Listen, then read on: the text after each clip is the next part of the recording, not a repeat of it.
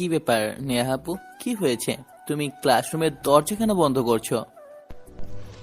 তোকে আদর করতে ইচ্ছা করছে, আর কলেজে এখনো কেউ আসেনি, তাই দরজা বন্ধ করে দিয়েছি। যতক্ষণ পর্যন্ত দরজা না খুলবে ততক্ষণ পর্যন্ত তো আর কলেজে কি ভিতরে কেউ প্রবেশ করতে পারবে না। আরে আপু, এইসব তুমি কি বলছো? তুমি আমার বড় বোনের মতো, আর তোমার মুখ দিয়ে এসব কথা মানায় না। প্লিজ তুমি দরজাটা খোলো আর আমাকে বাইরে যেতে দাও। আরে পাখি, এত তাড়া কিসের তোমার?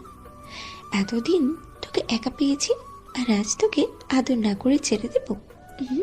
এটা তো হতে পারে না। নেহা আপু প্লিজ, আপনি আমার সঙ্গে এরকম করবেন না। আপনি আমাকে বাইরে যেতে দিন, আমি আপনার দুটি পায়ে ধরছি। আরে বোকা ছেলে, তুই কি ভেবেছিস সাধু সেজে সবার সামনে ঘুরে বেড়াবি আর একদিকে আমার মনের মধ্যে ঢাক ঢোল পিটাবি? এটা হতে তো পারে না। তুই আমার মন চুরি করে নিয়েছিস, সেই কথা আমি তোকে কতবার বোঝানোর চেষ্টা করেছি, কিন্তু তুই তো আমাকে কোনো পাত্তাই দিচ্ছিস না, উল্টায় আমাকে অ্যাভয়েড করে চলেছিস। আপু, আপনাকে আমি নিজের বোনের মতোই মনে করি, তারপরও কেন আপনি এভাবে আমার পেছনে পড়ে আছেন? দেখুন, আমি আমার আম্মুকে প্রচুর ভয় পাই। তারা যদি ওইসব কথা জানতে পারে তাহলে আমাকে মেরেই ফেলবে। ওরে আমার মাম্মাস বয়, তুই এখন বড় হয়েছিস বুঝলি, নিজেকে মানুষ দিয়ে বড় কর। আর এখন আমি তোকে আদর করবো, সেটার জন্য নিজেকে প্রস্তুত করো। এই বলে নেহা নীলের ওদিকে অগ্রসর হতে শুরু করে, আর নীল তখন পিছাতে শুরু করে, কিন্তু পিছিয়ে আর যাবে কোথায়? ব্রাঞ্চের সঙ্গে উষ্টা খেয়ে এসে নিচে পড়ে যায় নীল, আর তখনই নেহা তার উপর উঠে বসে আর ঠোঁট দুটো নিজের দখলে নিয়ে নেয় আর ইচ্ছে মতো কিস করতে শুরু করে। আর আপু, কি করছেন কি আপনি? ছেড়ে দিন প্লিজ আমাকে, সবাই আমাকে খারাপ মনে করবে। তোকে সবাই কি মনে করলো না করলো তা জানার বিন্দু পরিমাণ আগ্রহ নেই, কিন্তু তোকে আমার হতেই হবে। তুই যদি আমার না হোস তাহলে তোকে আমি পৃথিবীর অন্য কারো হতে দিবই না, এটাই আমার শেষ কথা। এই বলে আবারও নীলের উপর ঝাঁপিয়ে পড়ে নেহা। এদিকে কেউ হয়তো ক্লাসরুমে ঢোকার জন্য দরজা নক করছিল, সেটাই লক্ষ্য করে নেহা, আর তখনই নীল নেহাকে বলে, হায় আল্লাহ, এখন কি হবে? কেউ তো এখন চলে এসেছে, আর আমাদের দুজনকে একসঙ্গে দেখে ফেললে বদনাম হয়ে যাবে। কেন করলেন আপনি এরকমটা? আপনাকে তো আমি আগেই বলেছিলাম আমাকে ছেড়ে দিন আর এখান থেকে চলে যেতে দিন, কিন্তু আপনি তো আমার কোনো কথাই শুনলেন না। আমি কেন শুনবো?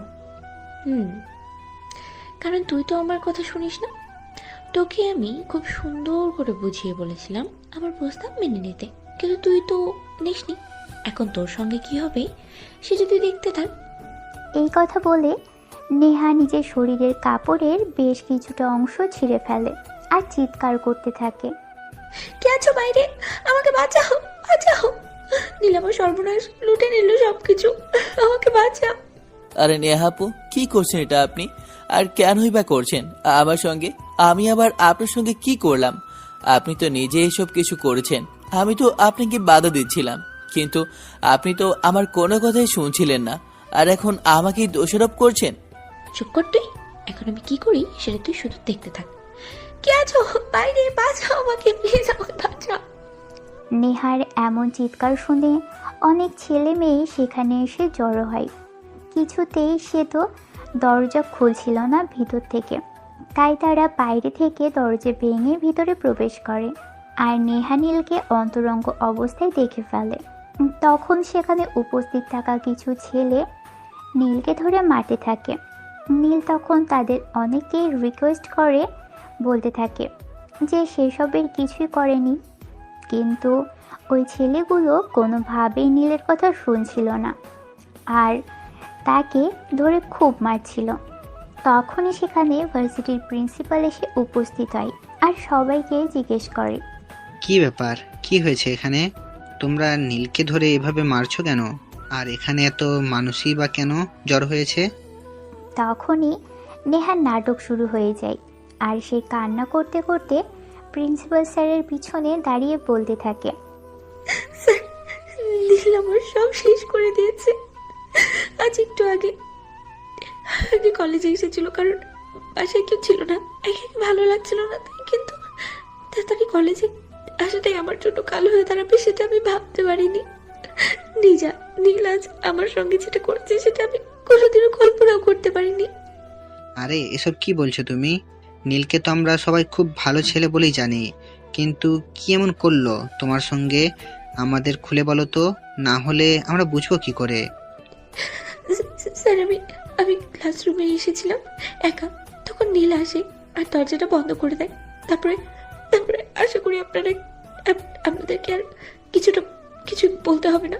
আপনারা আমার অবস্থা দেখেই বুঝতে পারছেন। প্লিজ স্যার, আপনারা নীলের ব্যবস্থা করুন। আমার সঙ্গে যেটা করেছে সেটা যেন ভার্সিটির অন্য কোনো মেয়ের সঙ্গে না হয়। নেহার এ কথা শুনে প্রিন্সিপাল স্যারের মনে কিছুটা খটকা লাগে, কারণ তিনি খুব ভালো করেই চিনেন নীলকে। নীল কখনোই এমন কাজ করতে পারে না। তাই তিনি নীলের দিকে ফিরে তাকান আর নীলকে জিজ্ঞেস করেন, নীল, কি হয়েছে এখানে? তুমি আমাকে সমস্তটা খুলে বলো। নেহার কথা আমার একটু বিশ্বাস হচ্ছে না। স্যার, নেহা আপু একদম ভুল কথা বলছেন। এই কলেজের সবাই জানে আমি কলেজের টাইম হওয়ার আগে কলেজে চলে আসি, আর আজকেও তাই হয়েছিল। আমি ক্লাসে একা একা বসেছিলাম, তখনই নেহা আপু সেখানে আসে আর নিজেই এসব করেছে। নিজের জামা নিজেই ছিঁড়ে ফেলেছে। আমার কথা যদি আপনাদের কারো বিশ্বাস না হয়, তাহলে তো ক্লাসরুমে সিসিটিভি রয়েছে। আপনারা সিসিটিভি ক্যামেরা ফুটেজটা চেক করতে পারেন। ছি ছি নীল, তুমি একে তো আমার সঙ্গে এরকম করেছো, তার উপরে আবার মিথ্যে কথা বলছো। তোমার একটু লজ্জা করছে না? নিজের দোষ স্বীকার করছো না, আর উল্টো বলছো সিসিটিভি ক্যামেরার ফুটেজ চেক করতে। সিরিয়াসলি, ক্যামেরার ফুটেজ যদি চেক করা হয় তাহলে কিন্তু তুমি দোষী হবে। আর একটা মেয়ের সঙ্গে তুমি অন্তরঙ্গ হয়েছো, সেটা সবার সামনে প্রকাশ করবে, তোমার লজ্জা করবে না? নেহা, তুমি চুপ করো। আমি নীলকে খুব ভালো করেই চিনি। নীল তোমার সঙ্গে কখনোই এরকমটা করতে পারে না। আমি সবার সামনে সিসিটিভির ফুটেজ চেক করব, আর তাতে যদি প্রমাণিত হয় নীল নির্দোষ, তাহলে কিন্তু তোমাকে এই কলেজ ছেড়ে যেতে হবে, এবং আমি তোমার কি অবস্থা করব সেটা তুমি কল্পনাও করতে পারবে না। ওকে স্যার, ঠিক আছে, কোনো সমস্যা নেই। আপনারা যখন কেউই আমার কথা বিশ্বাস করছে না, তাহলে চেক করুন সিসিটিভি ক্যামেরার ফুটেজ। তখন প্রিন্সিপাল স্যার সবার সামনেই সিসিটিভি ক্যামেরার ফুটেজ অন করে। কিন্তু দুর্ভাগ্যবশত সিসিটিভি ক্যামেরার ফুটেজ ওই মুহূর্তে বন্ধ রাখা হয়েছিল। কিন্তু কে আর কেন ওই মুহূর্তে সিসি ক্যামেরা বন্ধ করে রেখেছিল সেটাই তো ভাববার বিষয়। যাই হোক, তখন নেহা কান্না করতে করতে বলতে থাকে, কি হলো স্যার? এবার নিশ্চয়ই আপনার ভুল ভেঙেছে। আপনার আদরের ছাত্র নীল কি আমার সঙ্গে এরকমটা করবে? তাই জেনে শুনে সিসিটিভি ক্যামেরাটা লাইন অফ করে রেখেছিল, যাতে তার বিরুদ্ধে কোনো প্রমাণ না থাকে। না স্যার, একদমই নয়। আপনি প্লিজ আমার কথা বিশ্বাস করুন। আমি এরকম কিছুই করিনি, আর এরকম চিন্তা ভাবনা আমার কোনোদিনও ছিল না। তুমি কোনো টেনশন নিও না। আমি জানি তোমাকে, আমি দেখছি বিষয়টা। নেহা, আজকে তুমি তোমার বাবাকে আমার সঙ্গে দেখা করতে বলবে। তুমি এক্ষুনি তোমার বাবাকে ফোন দাও, আর 1 ঘন্টার মধ্যে কলেজে আসতে বলো। তোমার বাবার সঙ্গে আমি কথা বলবো। আপনার যদি প্রয়োজন থাকে তাহলে আপনি নিজেই ফোন করে ডেকে নিন। আমার কোনো আগ্রহ নেই এই বিষয়ে আমার ফ্যামিলিকে জানানোর। ওকে, ঠিক আছে। তুমি না পারলেও আমাকে পারতেই হবে। যাই হোক, ছাত্রছাত্রীরা সবাই নিজেদের ক্লাসরুমে চলে যাও, আর এই বিষয়ে আমাকে দেখতে দাও। এই বলে প্রিন্সিপাল স্যার নিজের কেবিনে চলে যান আর ছাত্রছাত্রীকে তাদের নিজেদের ক্লাসে চলে যেতে বলেন। এদিকে তিনি নিজের কেবিনে এসে নেহার আব্বুকে ফোন দেন আর ওনার অফিসে ডেকে নেন। আসসালামু আলাইকুম প্রিন্সিপাল সাহেব, কি ব্যাপার, কি হয়েছে? আপনি এইভাবে আমাকে জরুরি খবর দিলেন? আসলে আমি আপনার মেয়ের ব্যাপারে আপনার সঙ্গে কিছু কথা বলতে চাই। ইদানিং কলেজে যা শুরু করেছে সেগুলো কিন্তু একদমই ধৈর্যসীমার বাহিরে। তাই আজ আমি বাধ্য হয়ে আপনাকে ডেকে আনলাম। প্রিন্সিপাল সাহেব, আমার মেয়ে আবার কি করলো? আপনি আমাকে একটু খুলে বলবেন? আমি তো বিষয়টা শুনি। কি করেনি আপনার মেয়ে সেটা আপনি আমাকে জিজ্ঞেস করেন? আপনার মেয়ে আমাদের কলেজের একটা ছেলেকে পছন্দ করে, কিন্তু সেই ছেলেটা তাকে পছন্দ করে না। ইনফ্যাক্ট ছেলেটা অন্য কোনো মেয়েকেও পছন্দ করে না। মেয়েদের থেকে সবসময় নিজেকে দূরে দূরে রাখার চেষ্টা করে। আর তার জন্য আপনার মেয়ে ছেলেটার সঙ্গে খুবই খারাপ কিছু একটা করেছে। আমি ঘটনার বিস্তারিত আপনাকে বলতে চাই না। আপনার যদি বিস্তারিত জানতে ইচ্ছে হয় তাহলে আপনি কলেজের ছাত্রছাত্রী কিংবা আপনার মেয়ের কাছ থেকে জিজ্ঞাসা করে নিতে পারেন। যাই হোক, আমি আপনাকে এটাই বলতে দেখেছি যে আপনি আপনার মেয়েকে সাবধান করুন, কারণ ওই ছেলের ফ্যামিলি জানতে পারলে কিন্তু প্রবলেম হবে। ঠিক আছে, আপনি কোনো চিন্তা করবেন না, আমি দেখছি বিষয়টা। আর হ্যাঁ, আপনি একজন টিচার হিসেবে আমার মেয়েকে যতটা শাসন করা দরকার করবেন। আপনি কিন্তু কখনোই আমার মেয়েকে কোনো দিক থেকে ছাড় দিবেন না। আপনার মেয়ের শাসন করা এখন আর আমার পক্ষে হয়ে উঠছে না, তাই আপনাকে এখানে ডেকে নিয়ে আসা। আপনার মেয়েকে যদি আমি সামলাতে পারতাম তাহলে সামলে নিতাম। এখন আপনি আপনার মেয়েকে কিভাবে সামলাবেন সেটা চিন্তা করুন। এরপর নেহার আব্বু সেখান থেকে চলে গেল। এদিকে নেহা তখন ভার্সিটি থেকে বের হয়ে সোজা এদিলদের বাড়িতে চলে গেল। আর নীলের আম্মুর কাছে এ নিয়ে বিনে সব মিথ্যা কথা বলে। আন্টি, আপনার ছেলে আমার সঙ্গে যেটা করেছে তার জন্য আমি নিজেকে কোনোদিনও ক্ষমা করতে পারবো না। আপনার ছেলেকে আমি খুব শান্তশিষ্ট আর ভদ্র ছেলে বলে মনে করতাম, কিন্তু আপনার ছেলের ভিতরে এমন নোংরা চিন্তা ভাবনা চলে সেটা আমি কোনোদিনও বুঝতেই পারিনি। কি করেছে আমি তো বিশ্বাস করতে পারছি না। আমার ছেলের চরিত্র এমন। আমি তো সবসময় মনে করতাম আমি আমার ছেলেকে সুশিক্ষায় শিক্ষিত করতে পেরেছি, কিন্তু এর ভেতরে যে এত নোংরামো সেটা তো আমি ভাবতেও পারিনি। ঠিক আছে, তুমি একটা মেয়ে আর আমিও একটা মেয়ে। আমার চোখের সামনে আমার ছেলে একটা মেয়ের এত বড় সর্বনাশ করবে, এটা আমি কোনোদিনও হতে দিব না। তুমি শুধু দেখতে থাকো আমি কি করি। নেহা তখন নীলার আম্মুর এই কথা শুনে আরও কান্না করতে থাকে, আর এদিকে আরও মিথ্যা কথা বলতে থাকে, আর নীলের মায়ের কান ভারী করতে থাকে। এভাবেই দেখতে দেখতে দুপুর পেরিয়ে বিকেল হয়। নীল কলেজ থেকে আসতে না আসতেই তার আম্মু তাকে ধরে বেঁধে মারতে থাকলো। কিছু বুঝতে পারল না নীল তার মায়ের এরকম আচরণ, তাই সে কোনো রকমে নিজের মাকে জিজ্ঞেস করতে থাকে। কি ব্যাপার, কি হয়েছে মা? তুমি এভাবে আমাকে মারছো কেন? কি হয়েছে সেটা আগে আমাকে বলো। আমি কি দোষ করেছি? তুই কি করিসনি সেটা বল। অসভ্য ইতর ছেলে, তোর মতো ছেলেকে আমি নিজের পেটে ধরেছি সেটা ভাবতেই তো আমার লজ্জা লাগছে। একদম তো পেয়েছিস নিজের বাপের চরিত্র। আমি তো এতদিন ভেবেছিলাম হয়তো আমি তোকে সুশিক্ষায় শিক্ষিত করতে পেরেছি। আমি তোকে মানুষের মতো মানুষ করার চেষ্টা করেছি, আর তুই কিনা কলেজে এসব নষ্টামি করিস। নীল ততক্ষণে বিষয়টা কিছুটা আন্দাজ করতে পারল, তাই সে তার আম্মুকে বলল, আম্মু প্লিজ, তুমি তোমার মাথাটা ঠান্ডা করো আর আমার কথাগুলো শোনো। নেহা তোমাকে মিথ্যা কথা বলেছে। কলেজে যা হয়েছে সবকিছু নেহা নিজেই করেছে আর আমাকে মিথ্যা দোষারোপ করেছে। প্লিজ আমাকে বিশ্বাস করো, আমি এমন কিছু করিনি। আন্টি, আপনি একটা মেয়ে হয়ে কিভাবে একটা নিজের ইজ্জত নিজে কখনো বিলাবে, তুলবে, সেটা নিজের মান সম্মান নিজে নষ্ট করবে, এমন কথাটা আপনি কিভাবে বিশ্বাস করলেন? আপনি যদি বিশ্বাসই করেন তাহলে তো আপনাকে আর কোনো কিছু তো বলে লাভই নেই। একদম নয়। আমি একটা মেয়ে, আর আমি খুব ভালো করেই জানি মেয়ে মানুষের ইজ্জত কতটা গুরুত্বপূর্ণ। তুই আমাকে আর কিছু বলিস না। আমি কোনোদিন আর কোনোভাবে তোকে বিশ্বাস করব না। নেহা ইচ্ছে করে এটা করেছে এটা বলিস না। অতপর নীল তার আম্মুকে অনেক বোঝাতে থাকলো, কিন্তু কোনোভাবেই বুঝে উঠতে পারল না যে সে কোনো দোষ করেনি।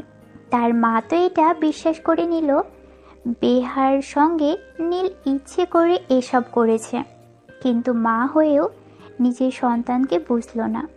তাই নীল আর তার মাকে কোনো কিছু না বলে সোজা বাসার ছাদে চলে গেল, আর একা একাই সেখানে বসে কান্না করতে লাগলো। প্রায় ঘন্টাখানেক পর সেখানে এসে উপস্থিত হয় নেহা। নেহাকে দেখে নীল একটু রেগে যায়। আর বলে কি হলো? আপনি কেন এখানে এসেছেন? এত কিছু করেও আপনার ইচ্ছে পূরণ হয়নি, এখন আবার এখানে এসেছেন? আপনি প্লিজ আমাদের বাসা থেকে চলে যান। আমি আপনার চেহারাটাও দেখতে চাই না। আপনাকে আমার একদম অসহ্য লাগে। আমি তো এখানে সারা জীবনের মতোই থেকে যেতে চাই। আমি তো চলে যেতে আসিনি, আমি তোমাকে ভালোবাসি। তুমি কেন আমার ভালোবাসা বোঝো না? নেহাপু, আমি আপনার দুটো পায়ে ধরছি, প্লিজ আপনি আমাকে ক্ষমা করুন। আপনার জন্য আমার আম্মু আমাকে ভুল বুঝতেছে। কে তোকে ভুল বুঝলো সেটা জানার দরকার আমার নেই। আমি তোকে ভালোবাসি আর তোকে আমি বিয়ে করতে চাই। তোকে আমি কত বলেছি আমার প্রস্তাবে রাজি হয়ে যা, তুই তো কোনোভাবেই রাজি হস না। তা আমি কি করবো বল? এরপর নীল নেহাকে অনেকভাবে বোঝাতে থাকে যাতে করে নেহা তার পিছু নেওয়া ছেড়ে দেয় আর তার আম্মুর কাছে সমস্ত সত্য কথা বলে দেয়। কারণ নীল খুব ভালো করেই জানে নেহার বলা কথাগুলো তার মা বিশ্বাস করেছে আর তাকে ভুল বুঝেছে, কিন্তু সে তার মায়ের কাছে খারাপ হয়ে থাকতে চায় না। সে তার মায়ের একমাত্র সন্তান, তাকে অনেক কষ্ট করে লালন পালন করে পড়াশোনা করিয়েছে। প্লিজ নেহাপু, আমি আপনার পায়ে ধরে বলছি, আপনি আমার আম্মুকে সমস্ত সত্য কথা বলে দেন, যাতে আমার আম্মু আমাকে ভুল না বোঝে। বলবো, অবশ্যই বলবো। তবে তুই আমাকে যেদিন বিয়ে করবি, তারপর তুই আমাকে যতদিন পর্যন্ত বিয়ে না করেছিস, আমার এই ভালোবাসার স্বীকার না করেছিস, ততদিন পর্যন্ত আমি সবার সামনে এটাই বলবো যে তুই খারাপ কাজ করেছিস। কেন তুমি আমার সঙ্গে এমন করছো? আমি তোমার কি ক্ষতি করেছি? আমি তো আর তোমার পাকা দানে মই দেইনি। দেখো, তুমি সুন্দরী একটা মেয়ে, তুমি চাইলে আমার থেকে অনেক ভালো ছেলে পেয়ে যাবে। আমার আম্মু অনেক কষ্ট পেয়েছে, প্লিজ তুমি সত্য কথাটা বলে দাও। কিন্তু নেহার তারপরও কথা শুনল না। সেখান থেকে হাসতে হাসতে নিজের বাসায় চলে গেল আর মনে মনে বলতে লাগলো, যাই হোক, এতদিনে একটা কাজের মতো কাজ করতে পেরেছি। দিলের আম্মুর সঙ্গে আরো অনেক আগে এসব কথা বলার দরকার ছিল, তাহলে হয়তো আরো আগে থেকেই আমি আমার হিরোটাকে নিজের করে পেতাম। আমি নিজেই ভুলটা করলাম। যাই হোক, এখন তো যা করার করে এসেছি, বাকিটা কি হয় পরে দেখা যাবে। এসব কথাই নিজের রুমে বসে বসে চিন্তা করছিল নেহা। তখন তার আব্বু তাকে ডাক দেয়। কি ব্যাপার নেহা, আমি তোমার নামে এসব কি শুনছি? তুমি কলেজে গিয়ে এসব কি শুরু করছো? তুমি কি আমাকে মান ইজ্জত নিয়ে বাঁচতে দিবে না? আমি আবার কি করলাম? আমি তো এখনো কিছু করিনি যেটা তোমার মান সম্মানে আঘাত করবে। তুমি কি বলতে চাইছো? তুমি একটু খুলে বলো তো আমাকে দেখি। তুমি এত ছোট না যে তোমাকে সবকিছু খুলে বলতে হবে। সবকিছু বোঝার মতো যথেষ্ট বয়স তোমার হয়েছে। বাবা হয়ে তোমার নামে কথাগুলো শুনতে আমার কতটা লজ্জা করছিল তুমি জানো? সরাসরি বলে ফেলো না, এসব হেয়ালি মার্কা কথাবার্তা ভালো লাগে না। আমার কথাবার্তা তো তোমার ভালো লাগবে না। তুমি নীলের সঙ্গে এসব কেন করছো বলো? তুমি একটা মেয়ে, আর একটা মেয়ে হয়ে একটা ছেলের সঙ্গে সবকিছু করতে তোমার একটু লজ্জা করেনি? আমার কথা হচ্ছে যে আমি ভাবতেও পারিনি তুমি আমার মেয়ে হয়ে এমন একটা কাজ করতে পারো। আচ্ছা, এতক্ষণে বুঝতে পেরেছি বিষয়টা। তুমি নীলের ব্যাপারে কথা বলছো।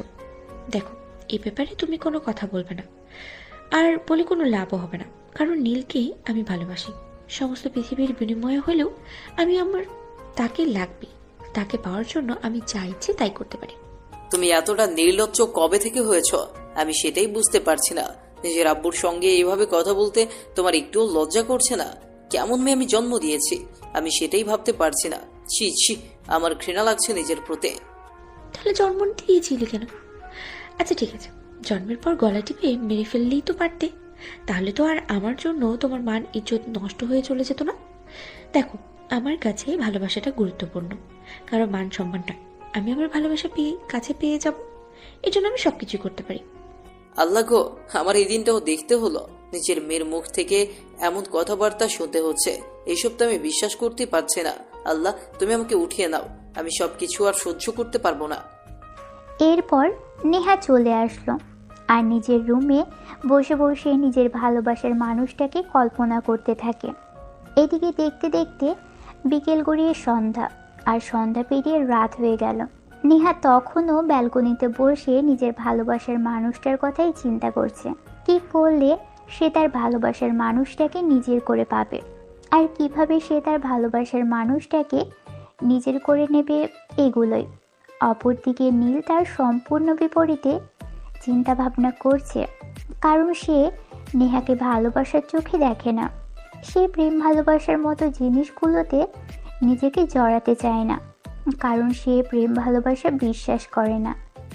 সে কেন প্রেম ভালোবাসা বিশ্বাস করে না, সেই ঘটনাটা না হয় আমরা একটু পরে আসি। তবে তার আগে জেনে নিই নেহা কি করে নীলের এতটা প্রেমে দিওয়ানা হলো। আজ থেকে 6 মাস আগের ঘটনা। নীল তখন সবেমাত্র এসএসসি পাশ করে ইন্টারে ভর্তি হয়েছে। সেদিন ছিল কলেজে তার প্রথম দিন। আম্মু, আমি একা একা কলেজে যেতে পারবো না, তুমি প্লিজ আমাকে আজকে নিয়ে যাও। তুমি তো খুব ভালো করে জানো তোমাকে ছাড়া আমি কোথাও কখনো যাইনি। আমাকে আর কত জ্বালাবে? আমাকে কি আর তুই জ্বালানো শেষ করবি না? নাকি তুই তো এখন বড় হয়েছিস, এখন একবার একটু একা একা চলতে কলেজে ভর্তি হয়েছিস, আমি আজকেই তোকে শেষবারের মতো নিয়ে যাচ্ছি। আজকের পর থেকে কিন্তু কখনোই তোকে কলেজে নিয়ে যাব না। তোকে কিন্তু পরে একা একাই যেতে হবে। ঠিক আছে, তুমি যা বলবে তাই হবে। তবে আজকে তো আমার প্রথম দিন, তাই না? অপরিচিত একটা অচেনা জায়গা, সেখানে আমি একা একা কি করে যাব বলো? আজ তুমি আমাকে নিয়ে যাও, এরপর আর কখনোই তোমাকে নিয়ে যেতে বলবো না। এরপর নীলের আম্মু তাকে নিয়ে কলেজে যায় আর ভাবছিল তার ছেলেটা এখনো অনেক ছোট, আজকে কলেজের প্রথম দিন, তাই নিজের কলেজে নিয়ে আসাটা বেটার হবে। তাই সকালবেলা দুজনে নাস্তা করে কলেজের উদ্দেশ্যে রওনা হয়। নীলের আম্মু তাকে কলেজের প্রিন্সিপাল স্যারের সঙ্গে পরিচয় করিয়ে দিয়ে তারপর কলেজ থেকে চলে আসে কিছু খেতে। আর তখনই নেহার সঙ্গে সেখানে দেখা হয় তার। নেহা তার বান্ধবীদের নিয়ে টিফিন খাচ্ছিল আর নীল তখন ক্যান্টিনে প্রবেশ করে। নীলকে দেখতে একটু হাবাগোবা টাইপের ছিল। এই হাবলাকান্ত, একবার এদিকে এত, তোর সাথে একটু পেপ করি। কলেজে নতুন এসেছিস বুঝি, আর এদিকে আয় তো, তোর সাথে একটু প্রেম করি আমি। নীল তখন আশেপাশে চারিদিকে তাকিয়ে দেখলো তার আশেপাশে কেউ নেই। তখন সে নেহার দিকে তাকিয়ে বলল, আসসালামু আলাইকুম আপু, আপনি কি আমাকে কিছু বলছেন? হ্যাঁ, আমি তো তোকেই বলছিলাম। আর তুই ছাড়া এখানে তো অন্য কাউকে দেখতে পাচ্ছি না। তোকে দেখলেই তো হাবলার মতো লাগে। তুই ছাড়া তো কলেজের বাকি সব ছেলেরাই অনেক স্মার্ট। আমি বুঝতে পেরেছি তো আপু, আমাকে কি বলবেন বলেন। প্রেম করবি আমার সাথে? তোকে দেখে না তোর সঙ্গে আমার প্রেম করতে খুব ইচ্ছে করছে। প্লিজ করো না আমার সাথে প্রেম। আরে আপু, এইসব আপনি কি বলছেন? আপনি তো আমার বড় বোনের মতো, আমি আপনার সঙ্গে কেন প্রেম করতে যাব? আর আমি যদি প্রেম করি তাহলে আমার আম্মু আমাকে অনেক বকা দেবে আর মারও দেবে। আমি আমার আম্মুকে অনেক ভয় পাই। প্লিজ এইসব কথা আমাকে বলবেন না। ওরে আমার বাম্বাস বয়, এতই যখন আম্মুকে ভয় পাস তাহলে কলেজে এসেছিস কেন? যেখানে প্রেম করতে পারবি না সেখানে কলেজে আসার তো কোনো প্রয়োজনই আছে বলে আমার মনে হয় না। তুই তোর আম্মুর আঁচলের নিচে বসে থাকলেই তো পারতি, কলেজে আসার তো কোনো দরকার ছিল না। আপু, আমার না খুব ক্ষুধা পেয়েছে, আমি কিছু খেতে এখানে এসেছি। আপনার যদি কথা বলা শেষ হয়ে থাকে তাহলে আমি আসি। ওরে আমার বাবু রে, আমার বাবুটার নাকি ক্ষুধা লেগেছে। চল, তোকে আমি নিজের হাতেই খাইয়ে দিই। তোকে খাইয়ে দিতে পারলে আমার খুব ভালো লাগবে। প্লিজ তুই না করিস না, চল আমার সাথে। এই বলে নেহা নীলকে টানতে টানতে পাশে একটা চেয়ারে বসায় আর কিছু খাবার অর্ডার করে সেগুলো নিজের হাতে নীলকে খাইয়ে দিতে চাইছিল, কিন্তু নীল সেটা কোনোভাবেই তার হাতে খাবার খাবে না। এসেই নেহাকে বলে, প্লিজ আপু, আপনি আমার সঙ্গে এইরকম করবেন না। আমার আম্মু যদি জানতে পারে এসবের কথা তাহলে আমাকে অনেক মারবে। প্লিজ আপনি আমাকে যেতে দিন, আমার কাছে টাকা আছে, আমার আম্মু আমাকে টাকা দিয়ে গেছে, আমি কিছু খেয়ে নিতে পারবো। এই, তুই কি এখানে বসতে বলেছি না? চুপচাপ বসে থাক। আমি যা বলছি তাই কর। তুই আমাকে চিনিস না আমি কে? আমি নেহা। আমাকে এই কলেজের সব ছেলেরা খুব ভয় পায়। প্লিজ আপু, আপনি আমার সঙ্গে এরকম কেন করছেন? আমি তো আপনার ছোট ভাইয়ের মতো। আপনি যদি বলেন আমাকে এখানে খেতে দিবেন না তাহলে আমি চলে যাব, আর খেতে দিলে চুপ করে খেয়ে চলে যাব। এই বলে নীল সেখান থেকে চলে যেতে নিলেই নেহা তাকে টান দিয়ে তার কোলে বসিয়ে দিল আর নীলের গালে কিস করে দিয়ে বলল, এটা আপনি কি করলেন? আমায় কিস করলেন কেন? I love you hero. আমি তোমাকে ভালোবেসে ফেলেছি। এত অবাক হওয়ার তো কিছু নেই। এই চল, এত কথা বলছিস কেন? তুই জানিস না আমার বেশি কথা বলা পছন্দ না। তাই তোকে শেষবারের মতো আমি বলে দিচ্ছি, ঠিক আছে? তুই হয়তো জানিস না, আমার সামনে যতক্ষণ থাকবি ততক্ষণ চুপচাপ ছোট বাচ্চার মতো থাকবি। আর নেক্সট টাইম আমার কথা না শুনলে তোর এমন অবস্থা করব যেটা তুই কল্পনাও করতে পারবি না। নীল নেহার এমন আচরণে কি করবে বুঝতে পারছিল না, তাই সে একদম কান্না করে দিয়ে বলে, প্লিজ আপু, আমাকে এখান থেকে যেতে দিন। আমার আম্মু জানতে পারলে আমাকে অনেক মার দেবে। আম্মুর হাতে মার খেতে চায় না, আমার খুব ব্যথা লাগে। প্লিজ আমাকে ছেড়ে দিন।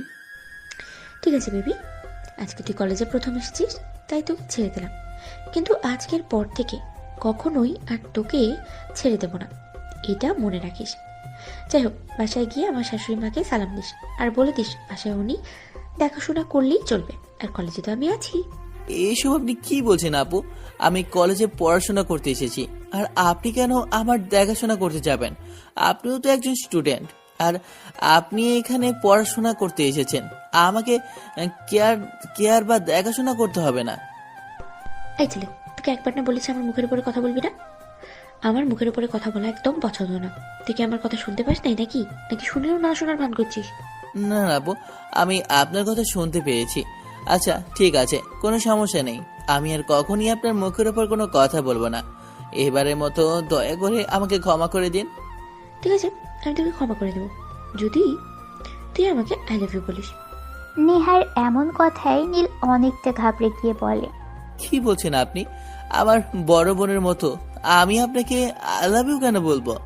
আই লাভ ইউ তো যারা গার্লফ্রেন্ড বলবেন তারা বলে। হ্যাঁ, আমি তোর গার্লফ্রেন্ড আর ভবিষ্যৎ বউ, তাই তুই আমাকে আই লাভ ইউ বলবি। বল আই লাভ ইউ বল। না আপু, আমি এটা পারবো না। আপনি দয়া করে আমাকে ছেড়ে দিন। আমি এখান থেকে চলে যাচ্ছি। যদি প্রয়োজন হয় তাহলে আমি কলেজেও পড়াশোনা করতে আসবো না। এই ছেলে, এত কথা বলিস কেন? তোকে আমি কি বলছি? তোরে আমি আই লাভ ইউ বলতে বলছি। তোরে আমি এত কথা বলতে বলি নাই তো? তাড়াতাড়ি আমার আই লাভ ইউ বল। এই কথা নীলকে ধমক দিয়ে বলে, আর যার কারণে ভয় পেয়ে যায় নীল, কান্না করে দেয়। কান্না করতে করতে নীল নেহাকে বলতে থাকে, আপু, আমি আপনার দুটো পায়ে ধরি, প্লিজ আমাকে ছেড়ে দিন। আচ্ছা ঠিক আছে স্যার, আজকের মতো তোকে ছেড়ে দিলাম, কিন্তু নেক্সট টাইম যখন আমার সামনে পড়বে তখন কিন্তু আমাকে আই লাভ ইউ বলতে হবে। তা না হলে কিন্তু আমি কোনোভাবেই তোকে যেতে দেবো না, কথাটা মাথায় রাখিস।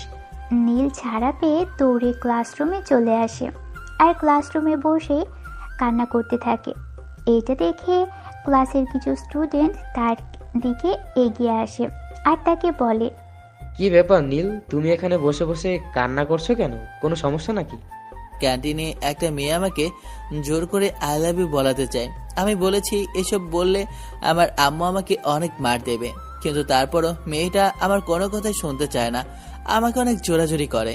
ও বুঝতে পেরেছি, এটা নেহাপুর কাজ। আরে ভাই, সমস্ত ভার্সিটির ছেলেরা এই মেয়েটার পেছনে ঘুরঘুর করে শুধু একবার আই লাভ ইউ শোনার জন্য। আর এই মেয়েটা নিজেই তোমাকে আই লাভ ইউ বলেছে, আর তুই না বলে চলে এসেছিস। তোর তো 7 জন্মের ভাগ্য যে নেহা আপু তোর পিছনে ঘুরঘুর করছে। এইসব তোমরা কি বলছো? কলেজ পড়াশোনা করার জায়গা, এখানে আমরা সবাই পড়াশোনা করতে এসেছি, প্রেম করতে নয়। তাছাড়া আমার আম্মু যদি জানতে পারে আমি কলেজে এসে প্রেম করছি তাহলে আমার আম্মু আমাকে মার দেবে। তাই এসব করা আমার জন্য নয়। তুই যখন তোর আম্মুকে এতই ভয় পাস, তাহলে তোর আম্মুর আঁচল ধরে বসে থাকলে তাহলে কলেজে কেন এসেছিলি? তোর তো কলেজে আসা উচিত হয়নি একদম। নীল তাদের কথাই কোনো উত্তর না দিয়ে সেখানে চুপচাপ বসে রইল। তারপর টিফিনের পরের ক্লাসগুলো হয়ে কলেজের ছুটি দিয়ে দিলে আর নীল বাড়ি চলে আসলো। বাড়িতে বসে ড্রয়িং রুমে কান্না করছিল আর তখন তার আম্মু সেখানে আসে। কি ব্যাপার নীল, কি হয়েছে? তুই এখানে বসে বসে একা একা বাচ্চাদের মতো কাঁদছিস কেন? আসলে আম্মু, কলেজের একটা মেয়ে আমার সঙ্গে অসভ্যতামি করেছে। ওই মেয়েটা আমাকে অনেক জোরাজোরি করেছে তাকে আই লাভ ইউ বলতে, কিন্তু আমি কোনোভাবেই বলিনি। আমি কেন তাকে আই লাভ ইউ বলতে যাবো? আমি তো কলেজে পড়াশোনা করতে গিয়েছি, প্রেম করতে যাইনি। আরে কলেজে এমন হয়ে থাকে, এগুলো কোনো ব্যাপার না, এগুলো মন থেকে মুছে ফেল। আর এখন পড়তে বস, তোকে প্রচুর পড়াশোনা করতে হবে। বছর শেষে ভালো রেজাল্ট করতে হবে ক্লাসে, আর সবসময় ফার্স্ট বয় হতে হবে। একটা কথা সবসময় মাথায় রাখবি, তোর মা তোকে অনেক কষ্ট করে পড়াশোনা করাচ্ছে, মায়ের পরিশ্রমের মূল্য তোকে দিতে হবে বাবা। হ্যাঁ আম্মু, আমি তো ওই মেয়েটাকে সেটাই বলেছি। আমার আম্মু আমাকে অনেক কষ্ট করে পড়াশোনা করাচ্ছে, আমাকে পড়াশোনা করে ভালো কিছু একটা করতে হবে। আমাকে দিয়ে প্রেম টেম এসব কিছু হবে না। কিন্তু ওই মেয়েটা আমার কোনো কথাই শুনতে চাইল না। এখন বলো, আমার কোনো দোষ আছে? না বাবা, এখানে তোমার কোনো দোষ নেই। এখন তুমি কথা না বাড়িয়ে চুপচাপ গিয়ে পড়তে বসো, আর আমি তোমাকে যেটা বলেছি তুমি সেটাই করো। এখন যদি তুমি আমার কথা না শোনো তাহলে কিন্তু এখন তোমাকে মাইর খেতে হবে। নীল আর কোনো কথা না বলে চুপচাপ নিজের ঘরে চলে গেল। তারপর ফ্রেশ হয়ে দুপুরের খাবার খেয়ে বই নিয়ে পড়তে বসলো। এটাই তার নিত্যদিনকার রুটিন। আর 5টা সাধারণ ছেলের মতো কলেজ থেকে এসে বইপত্র রেখে ঘুমোতে বা খেলাধুলো করতে যায় না। কাল একটাই কাজ, সেটা হলো সারাদিন তাকে পড়াশুনো করতে হবে। তাই সে আর অন্য কোনো দিকে মন না দিয়ে সারাক্ষণ নিজেকে পড়াশোনার মধ্যে ব্যস্ত রাখে। এদিকে পরের দিন সকালবেলা ঘুম থেকে উঠে ফ্রেশ হয়ে নাস্তা করে নীল কলেজে যাবার জন্য তৈরি হয়ে গেল। তখন তার আম্মু তাকে বলতে লাগলো, কলেজে যাচ্ছিস, ভালো কথা, ঠিক মতো পড়াশোনা করবি, কোনো মেয়ের দিকে একদম ফিরেও তাকাবি না। আর কোনো মেয়ে যদি নিজ থেকে তোকে প্রপোজ দিতে আসে, তাহলে ওই মেয়েকে সরাসরি আমার কথা বলে দিবি। বলবি যে আমি তোকে বলেছি এখন প্রেম করার সময় না, এখন পড়াশোনা করার সময়। আর যখন প্রেম করার সময় হবে, তখন আমি নিজেই তোকে একটা মেয়ে পছন্দ করে দিব। ঠিক আছে আম্মু, তুমি আমাকে যা বলবে তাই করব। তুমি কোনো চিন্তা করো না, আমি কখনোই তোমার কথার বরখেলাপ করব না। তোমার একমাত্র ছেলে। আচ্ছা ঠিক আছে, কথাগুলো যেন সবসময় মাথায় থাকে। এরপর নীল আর কোনো কথা না বলে কলেজের উদ্দেশ্যে বেরিয়ে পড়ল। কলেজে আসতে না আসতেই নেহার অত্যাচার শুরু হয়ে গেল। নীল কলেজের গেট দিয়ে প্রবেশ করতেছিল আর নেহা তখন ক্যাম্পাসে তার বান্ধবীদের নিয়ে আড্ডা দিচ্ছিল। নীলকে দেখতে পেয়ে দৌড়ে নীলের সামনে দাঁড়াই আর তখন নীলের ঠোঁটে একটা কিস করে বলতে থাকে, ও মাই ডিয়ার, তুমি চলে এসেছো? আমি সেই কখন থেকে তোমার জন্য অপেক্ষা করছি, কিন্তু তোমার আসতে এত দেরি হলো কেন? এইসব কথা আমি আপনাকে কৈফিয়ত দিতে যাব না। এখন আপনি আমাকে এটা বলুন যে সবার মাঝখানে ক্যাম্পাসে আপনি আমাকে কিস করেছেন কেন? আমার মন চেয়েছে তাই আমি তোমাকে কিস করেছি। আর ভালোবাসার মানুষকে ভালোবাসা দিতে গেলে আবার কারোর অনুমতি লাগে নাকি? আমার মন চেয়েছে তাই দিয়েছি। আপু, আমি আপনার দুটো পায়ে ধরে বলছি, আপনি দয়া করে আমার সঙ্গে এরকম করবেন না। আমার মা যদি এখন এই মুহূর্তে এখানে থাকতো তাহলে যে কি হতো সেটা আল্লাহই ভালো জানে। তাই আমি আপনাকে শেষবারের মতো রিকোয়েস্ট করে বলছি, আপনি আমার পেছনে ছেড়ে দিন আর আমার সঙ্গে এরকম করবেন না প্লিজ। এই হাতারাম, তুই কি হিজড়া নাকি যে তোর মা সারা জীবন তোকে আঁচলের মধ্যে বেঁধে রাখবে? তুই তো একটা সম্পূর্ণ পুরুষ, প্রেম করার মতো অনুভূতিগুলো তোর মধ্যে রয়েছে, তাহলে তুই এইসব থেকে নিজেকে বঞ্চিত রাখছিস কেন? আমি একটা মেয়ে হয়ে তোর ভালোবাসার কথাটা বলছি, আর তুই ছেলে হয়ে আমাকে অ্যাভয়েড করছিস। তোর লজ্জা করে না? নীল কি বলবে ভেবে পাচ্ছিল না। নীল এক প্রকার কান্না করে দেয় আর নেহার পায়ে ধরে বলতে থাকে, আপনি আমার মায়ের পেটের বড় বোন, আমি আপনার দুটো পায়ে ধরে বলছি, দয়া করে আপনি আমার সঙ্গে এইরকম করবেন না। দয়া করে আপনি আমাকে ছেড়ে দিন। আমার আম্মু এইসব পছন্দ করে না, আমার আম্মু প্রেম ভালোবাসা বিশ্বাস করে না। প্লিজ আপনি আমাকে ছেড়ে দিন। ওরে আমার বাবুটা, সব সময় শুধু আম্মু আম্মু করিস কেন? জীবনে কি আম্মু ছাড়া আর কিছু নেই? তুই তোর তুই তো একটা ছেলে, তোকে তো বিয়ে শাদী আজ না হোক কালকে করতেই হবে। শুধু এইভাবে মায়ের আঁচল ধরে বসে থাকলে কি চলবে? এবার অন্তত মায়ের আঁচল ধরা ছেড়ে দে আর বইয়ের চিন্তা কর। এই বলে নেহা সেখান থেকে চলে যায়, কারণ তার ক্লাসের সময় হয়ে গিয়েছিল। আর নেহা চলে যাওয়াতে নীল যেন হাঁপ ছেড়ে বাঁচল আর দৌড়ে নিজের ক্লাসরুমে চলে গেল। এদিকে সেদিন কলেজে যখন ছুটি হলো, নেহা তখন কলেজের বাইরে একটা লেডি বাইক নিয়ে ওয়েট করছিল নীলের জন্য। নীল কলেজের গেট দিয়ে বাইরে বের হতে যাবে, তখন নেহার শীষ দিয়ে তাকে কাছে ডাকে, এই রো, এদিকে আসো, তোমাকে নিয়ে আজ একটু লং ড্রাইভে যাব। সারাটা বিকেল তোমার সঙ্গে ঘুরে পড়বো আর রাতে ডিনার করে তারপর তোমাকে বাড়িতে পৌঁছে দেবো। নীল যেন তার কথাগুলো শুনতে পেয়েও না শোনার ভান করে দাঁড়িয়ে আছে আর রিল্যাক্স হওয়ার জন্য অপেক্ষা করছে। এটা দেখে নেহা একদম রাগে গজগজ করতে লাগলো আর বাইক থেকে নেমে নীলের কাছে গিয়ে দাঁড়ালো। এই ছেলে, কি ব্যাপার? কি সমস্যা তোর? আমি সেই কখন থেকে তোকে ডাকতেছি, কিন্তু তুই আমার ডাকে কোনো কথা না বলে চুপচাপ এখানে দাঁড়িয়ে আছিস। তোর এত বড় সাহস কে দিয়েছে তোকে? আপু, আমি বাসায় যাব, প্লিজ আপনি আমার সঙ্গে এরকম করবেন না। বাসায় আমার আম্মু আমার জন্য অপেক্ষা করছে। বাসায় যেতে দেরি হলে আম্মু আমাকে মার দেবে। এই সবসময় শুধু আম্মু আম্মু কেন? তোর জীবনে কি আম্মু ছাড়া আর কিছু নেই নাকি? আমি তো আছি তোর সামনে দাঁড়িয়ে, তোর হবু বউ। এবার আম্মু আম্মু করে ছেড়ে দে, এবার শুধু আমাকে নিয়ে চিন্তা করবি সব সময়, আর সব কাজে আমার একটা বউ আছে এটা বলবি। দেখুন আপু, আমি আপনাকে আগেও বলেছি আর এখনো বলছি, আমি আপনাকে নিজের মায়ের পেটের বোনের মতো মনে করি। আপনি দয়া করে আমার সঙ্গে এরকম করবেন না প্লিজ। আপনার কোথাও ঘুরতে যাওয়া থাকলে আপনি আপনার বন্ধুদের নিয়ে চলে যান। আমাকে ছেড়ে দিন। আমাকে আমাকে সময় মতো বাসায় যেতে হবে। আমি বাসায় যাওয়ার পর প্রতিদিন আমার মা দুপুরের খাবার খান, তাই তাকে আমি অপেক্ষা করাতে পারবো না, কোনোভাবেই না। ও তাই নাকি? আচ্ছা ঠিক আছে, কিন্তু আজকের পর থেকে তোর আম্মুকে সেটা করতে হবে না, কারণ আজকের পর থেকে প্রতিদিন তুই আমার সঙ্গে দুপুরের খাবার খাবি। বাইরের কোনো রেস্টুরেন্ট থেকে সারাটা বিকেল আমার সঙ্গে ঘোরাঘুরি করবি, আর সন্ধ্যার পরে বাসায় যাবে। এটি তোমার প্রতিদিনের রুটিন হবে। আপু প্লিজ, আপনি আমার সঙ্গে এরকম করবেন না। আমি তো আপনাকে বলেছি, আমি যদি সময় মতো বাসায় না যাই তাহলে আমার আম্মু আমাকে মার দেবে। এই কথাটা বলা শেষ করার আগেই সেখানে একটা রিকশা চলে আসে, আর নীল তখন রিকশায় উঠে বসে আর রিকশা চালককে রিকশা চালাতে বলে। রিকশা চালক যেই না রিকশা চালাতে যাবে তখন রিকশা চালককে নেহা বলে, হ্যাঁ রিক্সাওয়ালা, তোর তো সাহস কম না? তুই আমার সামনে থেকে আমার শিকার চিনিয়ে নিয়ে যাচ্ছিস? তোর এত বড় সাহস কে দিয়েছে? তুই এত বড় সাহস কোথায় পেয়েছিস? আমি কি করব ম্যাডাম, আপনি নিজেই আমারে বললেন আজকে সারাদিন একটা টাকাও কামাই করতে পারি নাই, আর এখন যেহেতু এই ছেলেটা আমার রিকশায় যেতে বললো তখন আমি ওরে আমার রিকশায় তুললাম। এখানে আমার কি দোষ? আমাদের তো নিজের পেট চালাতে হবে, তাই না? এই নে, এখানে 2000 টাকা আছে। এটা দিয়ে তোর আর তোর ফ্যামিলি 4 দিনের খরচ চলে যাবে। এখন তুই আমার পাখিটাকে তোর রিক্সা থেকে নামিয়ে দে।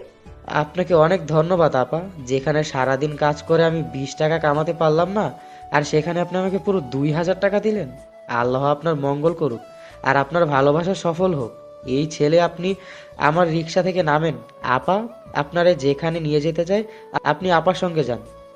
আরে মামা, এইটা আপনি কি করলেন? আর একটা কথা মনে রাখবেন, কাস্টমার লক্ষ্মী। আপনি আমাকে আমার বাসায় দিয়ে আসেন প্লিজ। আমি আপনারা কি বলছি আপনি কানে শুনতে পান নাই? নাকি আপনি কি নিজে নিজে আমার রিক্সা থেকে নামবেন, নাকি আপনার জোর করে রিক্সা থেকে নামাবো? কোনটা আপনার জন্য ভালো হবে বলেন, আমি সেটাই করব। মামা, আপনাকে কিচ্ছু করতে হবে না, যা করার আমি করতেছি। আপনি শুধু দাঁড়িয়ে দাঁড়িয়ে দেখতে থাকেন। এই কথা বলে নেহা তখন নীলের হাত ধরে টান দিয়ে রিকশা থেকে নামায়। মাঝ রাস্তায় নীলের ঠোঁটে ঠাস করে একটা চুমু বসিয়ে দেয়। আরে আপু, আপনি এটা কি করলেন? আপনার তো দেখছি লজ্জা শরমের বালাইটুকু পর্যন্ত নেই। আপনি রাস্তার মাঝখানে আমাকে কিছু করলেন, আর কেনই বা আপনি আমার সঙ্গে এরকমটা করছেন? আপনার সঙ্গে আমার কোন জন্মের শত্রুতা ছিল আমি তো সেটাই বুঝতে পারছি না। তোরে আমি ভালোবাসি, এটাই সমস্যা, আর কোনো সমস্যা নেই। এখন কথা না বাড়িয়ে আমার বাইকে ওঠ, সারাটা বিকেল আমার সঙ্গে ঘোরাঘুরি করবি, তারপর রাতে খাবার দাবার খাওয়ার পরে তোকে আমি তোর বাসায় নামিয়ে দেবো।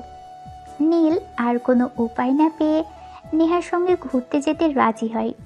সেদিন যখন সন্ধ্যার পর নীল বাসায় ফিরল তখন তার আম্মু রাগে একদম ফায়ার হয়েছিল। এই, তোর এত বড় সাহস! তুই সারাটা বিকেল কোথায় ছিলি? এখন রাত করে বাসায় ফিরছিস কেন? নীল তখন তার সঙ্গে ঘটে যাওয়া সমস্ত ঘটনা আম্মুকে খুলে বলে, কিন্তু তার আম্মু উল্টো তাকে মারধর করে আর বলে, তোরা আমি কয়বার কইছি এসব প্রেম টেম থেকে নিজেরা দূরে রাখবি, কিন্তু তুই তো আমার কোনো কথাই শুনিস না। একদম নিজের বাপের চরিত্রটারে বাঁচায় রাখছস। কেন যে আমি তোরে নিয়ে বাঁচতে গেছিলাম সেটাই জানি না। কেন আমি নিজের কপালে নিজে কুড়াল মারলাম।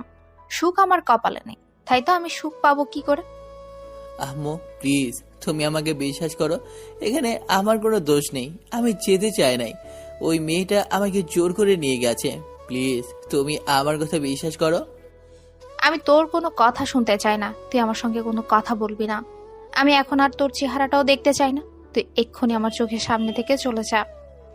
নীল তখন তার আম্মুর কথা আর কোনো উত্তর না দিয়ে চুপচাপ সেখান থেকে চলে গেল, কারণ সে ভালোভাবেই বুঝতে পেরেছে তার মা খুব রেগে গেছে। এখন সে যদি তার মাকে কিছু বলে তাহলে তার পরিণাম খুব খারাপ হবে, ভালো কিছু হবে না। তাই এই মুহূর্তে কোনো কথা না বলাটাই শ্রেয়। সে নিজের রুমে গিয়ে বসে বসে পড়াশুনো করতে থাকে। এভাবেই দেখতে দেখতে প্রায় 12টার মতন বেজে গেল। তখন পড়াশুনো শেষ করে টেবিল থেকে উঠে তার আম্মুর রুমে গেল নীল, কারণ সে খুব ভালো করেই জানে তার আম্মু এখনো না খেয়ে বসে আছে। ক্ষুধা পেয়েছে তোর, তুই আমাকে বলছিস কেন? রান্নাঘরে খাবার রাখা আছে, তোর ইচ্ছে থাকলে ওখান থেকে খেতে পারিস। আমার সঙ্গে তুই কোনো কথা বলবি না। আম্মু, তুমি আমার সঙ্গে এইভাবে কথা বলছো কেন? এখানে আমার কি দোষ? আমি তো তোমাকে বললাম ওই মেয়েটা জোর করে আমাকে ওখান থেকে নিয়ে গিয়েছিল। তাও তুমি আমার সঙ্গে এইভাবে রাগারাগি কেন করছো বলো? তুমি ছাড়া এই পৃথিবীতে কে আছে আমার? আমি কি কখনো তোমার কথা অমান্য করেছি? কে বলেছে এই পৃথিবীতে তোর আমি ছাড়া কেউ নেই? ওই মেয়েটা তো আছে তোকে নিয়ে ঘুরতে যাওয়ার জন্য, খেতে যাওয়ার জন্য। ওই মেয়েটা থাকলে তোর আর কি চাই? তুই তো ওই মেয়েটার সঙ্গে দিব্যি খেয়ে চলে আছিস। আমার কথা তো একবারও চিন্তা করিসনি। তুই তো জানিস তোর মা খাবার না খেয়ে তোর জন্য অপেক্ষা করবে। কখন তুই বাসায় আসবি আর তোর সঙ্গে একসাথে খাবার খাবি। তারপরও তুই এটা করতে পারলি বল? আমাকে কষ্ট না দিলে কি তোর ভালো লাগে না? আম্মু, তুমি কি কখনো এমন দেখেছো যে আমি তোমাকে রেখে কোথা থেকে খেয়ে চলে এসেছি? কখনো তো এমনটা হয়নি। আজকে যেটা হয়েছে সেটা নির্ধারিত একটা অ্যাক্সিডেন্টের বেশি কিছুই নাই। প্লিজ তুমি আমাকে শেষবারের মতো ক্ষমা করে দাও। কেউ আমাকে চোরাচুরি করলো আর কখনো আমি কারোর সঙ্গে কোথাও যাব না। এই যে তোমাকে ছুঁয়ে প্রমিস করলাম। নীলের আম্মু আর কোনো কথা বলল না, চুপচাপ নিজের ছেলেকে নিয়ে খাবার খেতে চলে গেলেন। তারপর দুজনে একসঙ্গে খাবার খেয়ে নিজেদের রুমে চলে গেলেন ঘুমানোর জন্য। ভালোবাসা একদম বিশ্বাস করে না, তার পিছনে কিছু নির্দিষ্ট কারণ আছে। চলুন আজ থেকে 18 বছর আগের কাহিনীটা আপনাদের সঙ্গে শেয়ার করি। নীলের আব্বু আম্মু ভালোবেসে বিয়ে করেছিল, কিন্তু নীলের দাদু তা কখনোই মেনে নেননি। তিনি নীলের আব্বুকে সম্ভ্রান্ত পরিবারের সাথে বিয়ে দিতে চেয়েছিলেন, কিন্তু নীলের আব্বু আম্মুর সেই কলেজ লাইফ থেকেই প্রেম ভালোবাসা ছিল। তারা দুইজন অন্য কাউকে বিয়ে করতে একদমই মানসিকভাবে প্রস্তুত ছিল না। তাই নীলের আব্বু নীলের আম্মুকে কাজী অফিসে নিয়ে বিয়ে করে, তারপর বাড়িতে নিয়ে আসে। আম্মু, আমি ওরে খুব ভালোবাসি, তাই ওরে বিয়ে করে বাড়িতে নিয়ে এসেছি। তোমরা প্লিজ ওরে মেনে নাও। অসম্ভব, কখনোই না, প্রশ্নই ওঠে না। গরিব কাঙ্গালের একটা মেয়েকে আমি কোনোদিন মেনে নিতে পারবো না। তোর যদি এই মেয়েটার সঙ্গে সংসার করার এত ইচ্ছা থাকে তাহলে তুই আমাদের বাড়ি ছেড়ে চলে যা অন্যত্রে। এই মেয়েটার সঙ্গে সংসার কর, কিন্তু কোনোভাবে এই বাড়িতে থেকে তোর এই মেয়েটার সঙ্গে সংসার করা হবে না। নীলের আব্বু, তুমি এরকম কেন বলছো? আমরা দুজন দুজনাকে ভালোবাসি, তাছাড়া তো শুধু এইটুকুই নয়, আমরা দুজন দুজনাকে ভালোবাসি আর বিশ্বাস করি বলে রুম ডেট পর্যন্ত পড়েছি। এখন একটা মেয়েকে ভালোবেসে বিয়ে করার স্বপ্ন দেখিয়েছি। আমাকে অমনটা করতে হবে না। আমি চাই না আমার কারণে আপনি আপনার বাবা মায়ের মনে কষ্ট দেন। আপনি আপনার বাবা মাকে নিয়ে থাকেন, আমি এখান থেকে চলে যাচ্ছি। জীবনে আর কোনোদিন আপনার সামনে এসে দাঁড়াবো না ভালোবাসার দাবি নিয়ে। তা নয়, কোনোদিনও নয়। এই মেয়েটা একদম ঠিক কথাই বলেছে। এই মেয়েটা তোকে ছেড়ে চলে যাক। আমি আমার পছন্দ করা মেয়েটার সঙ্গে তোকে বিয়ে দেব, যার সঙ্গে তুই খুব ভালো থাকবি। আমি সেই ভালো থাকা চাই না যে ভালো থাকায় আমার ভালোবাসা আমার সঙ্গে থাকবে না। প্লিজ আম্মু, আব্বু, তুমি আমার সঙ্গে এমনটা করো না। ওরে আমার কাছে থাকতে দাও। আমরা দুজনে খুব ভালো থাকবো। আমার টাকা পয়সা, অর্থ সম্পদ এত কিছু চাই না। আমার বাবার যা আছে আলহামদুলিল্লাহ, এইগুলো দিয়ে আমার বাকিটা জীবন কেটে যাবে। সব সময় এত বেশি বুঝিস না। তোর মা আমি কখনোই তোর খারাপ চাইবো না। আমি চাই না এই মেয়েটার জন্য তুই তোর ভবিষ্যৎ নষ্ট করিস। তুই খুব ভালো করে জানিস আমি একটা মেয়েকে পছন্দ করে রেখেছি, যার সঙ্গে তোর বিয়ে হলে উজ্জ্বল ভবিষ্যৎ হবে। তুমি এটা নিয়ে আর কথা বাড়িও না। তোমার আব্বু আম্মু যা বলেছে একদম ঠিক কথাই বলেছে। আমি তো গরিব অসহায় একটা মেয়ে, আমাকে বিয়ে করলে তুমি কিছুই পাবে না। তার চাইতে বরং এটাই ভালো হবে যে তুমি তোমার আব্বুর পছন্দ করা মেয়েকে বিয়ে করে নাও। তাহলে আর কিছু না পেলেও বিশাল সম্পত্তি পাবে, যেটা দিয়ে তোমার ভবিষ্যৎ অনেক সুন্দর হবে। আমাকে নিয়ে কোনো চিন্তা করো না, আমি অনেক দূরেই চলে যাচ্ছি। আমার আর আমার সন্তানের ছোঁয়া কোনোদিনও পার হাতে দিব না তোমাকে। ওগো, তুমি দয়া করে আমার সঙ্গে এরকমটা করো না। তোমার পেটে আমার সন্তান, আমি চাই না আমার সন্তান পরিচয়হীনভাবে বেঁচে থাকুক। আমি আমার সন্তানকে পরিচয় দিতে চাই। ভুল করে যদি থাকি তাহলে সেটা আমি করেছি, তার মাসুল কেন আমার সন্তানকে দেবে? তুমি দয়া করে আমাকে ছেড়ে চলে যেও না। আমি আপনার দুপা ধরছি, আপনি আমার সঙ্গে এমনটা করবেন না? আমার সন্তানকে পৃথিবীতে পরিচয়হীন করবেন না? এটা কোনো সন্তানের জন্যই মেনে নেওয়া সুখের নয়। আমি এত কিছু জানি না আর জানতেও চাই না। আমি কোনোভাবে এই মেয়েটার সঙ্গে তোকে সংসার করতে দেব না। আমি শুধু এইটুকুই জানি, এই মেয়ে তুমি না এক্ষুনি বললে তুমি আর এখানে থাকবে না, আমার ছেলেকে ছেড়ে সারা জীবনের জন্য চলে যাবে, তাহলে এখনও এখানে দাঁড়িয়ে আছো কেন? এক্ষুনি এখান থেকে চলে যাও। আর যদি তুমি আমার ছেলেকে সত্যি ভালোবেসে থাকো, তাহলে সারা জীবন কখনোই আমার ছেলের সামনে এসে দাঁড়াবে না। এটাই তোমার ভালোবাসার পরীক্ষা। যাও এখান থেকে। তখন নীলের আম্মু সেখানে আরেক মুহূর্ত দেরি না করে সেখান থেকে বের হয়ে চলে আসেন। তারপর নীলের আব্বু নীলের আম্মুর সঙ্গে যোগাযোগ করার অনেক চেষ্টা করেন, কিন্তু তিনি কোনোভাবেই তাদেরকে আর খুঁজে পাননি। নীলের আম্মু সেদিন ওখান থেকে বের হয়ে সোজা হোস্টেলে ফিরে আসে আর সেখান থেকেই নিজের নতুন জীবন শুরু করে। হোস্টেলে ফিরে আসার পরের দিন সকালবেলা তিনি হোস্টেল থেকে নিজের সমস্ত জিনিসপত্র গুছিয়ে নিয়ে বের হয়ে পড়েন অজানা এক গন্তব্যের উদ্দেশ্যে। এরপর নীলের আব্বু নীলের আম্মুকে অনেক খোঁজাখুঁজি করে, কিন্তু কোথাও তিনি আর তাকে খুঁজে পান না। এদিকে নীলের আম্মু ঢাকায় চলে আসেন, আর তিনি তখন 4 মাসের অন্তঃসত্ত্বা ছিলেন। তারপর ছোট একটা চাকরি নেন। চাকরি করার অবস্থাতেই তিনি নীলকে জন্ম দেন। তারপর শুরু হয় মা ছেলের সংগ্রামী জীবন।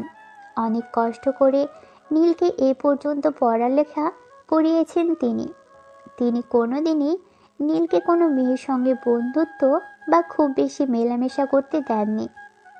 তার কারণ শুধু একটাই, নীলের বাবা যেটা করেছে নীল যেন সেই ভুলটা করার সাহস না পায়। কিন্তু কপালে যেটা আছে সেটা তো হবেই, তাই না? চলুন ভিউয়ার্স, আমরা অতীতে না পড়ে থেকে বর্তমানে চলে আসি। আর শুধুমাত্র সেই কারণেই নীলের আম্মু প্রেম ভালোবাসাকে একদম সহ্য করতে পারে না। তিনি শুনলেন ওনার ছেলেকে একটা মেয়ে বিয়ের প্রস্তাব দিয়েছে, তাই তিনি সেটাকে কোনোভাবেই মেনে নিতে পারল না।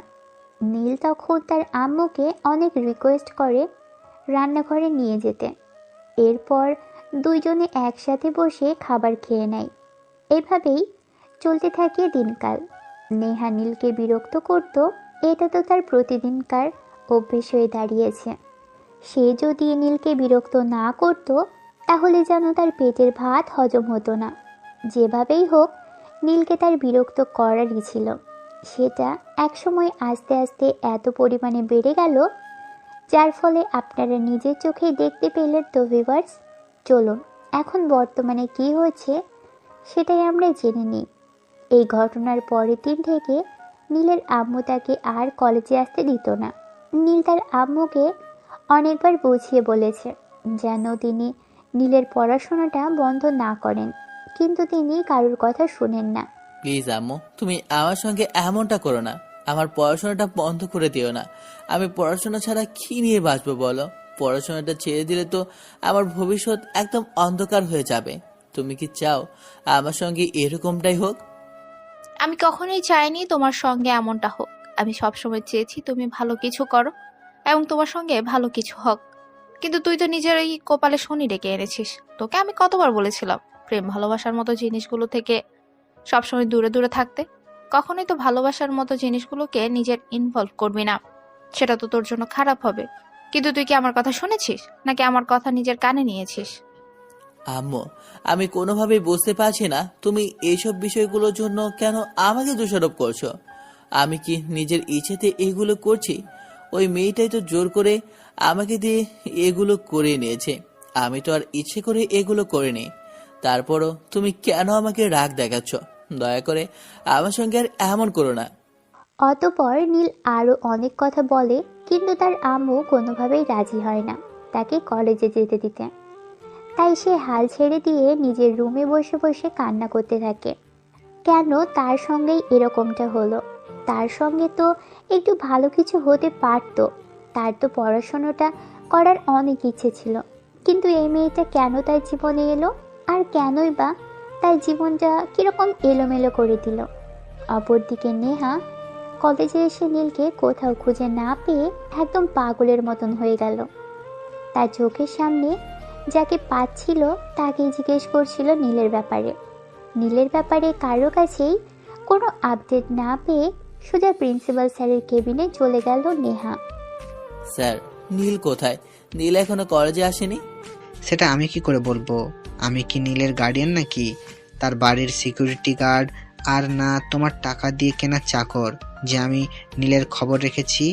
আমি এই কলেজের প্রিন্সিপাল, আমাকে প্রশ্ন করার সাহস হয় কি করে তোমার?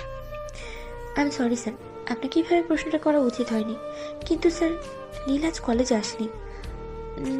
সারা ক্যাম্পাস আমি তাকে খুঁজেছি, কলেজের আনাচে কানাচে আছে কিনা সব জায়গাতেই খুঁজেছি, কিন্তু কোথাও তাকে খুঁজে পাইনি।